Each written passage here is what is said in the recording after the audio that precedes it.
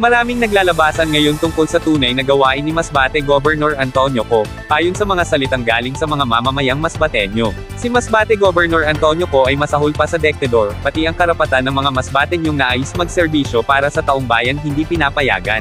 Samantala noong nakaraang taon ay napabalita kamakailan lamang na ang lahat ng kandidato ay inaalok ng trabaho o kaya salapi, para lamang lisanin at wag nang ipagpapatuloy ang pagtakbo bilang lingkod bayan dito sa Masbate. Bakit hindi na lamang pabayaan ang sino man na magpahalal sa mga Masbateño? Para saan ba gagamitin ang kapangyarihan na kayong magkaalyado lamang ang nais maging pinuno sa lalawigan ng Masbate? Tama na yan ang mga salitang galing sa mga mahihirap na Masbateño, ang ating narinig mula sa mga mamamayang Masbateño, at dagdag pa nila, noon daw ay natatakot silang magsalita pero ngayon kailangan sugpuin ang maling gawain ni Antonio Co. Lumalabas pa sa araw ng botohan ay pera ang inilalaban ni Co sa mga tao, pero ang sinabi ng mga Masbateñong bomo-boto ay tatanggapin nila ang pera mula kay Co, pero iba ang iboboto ang taong may malasakit sa mga tao.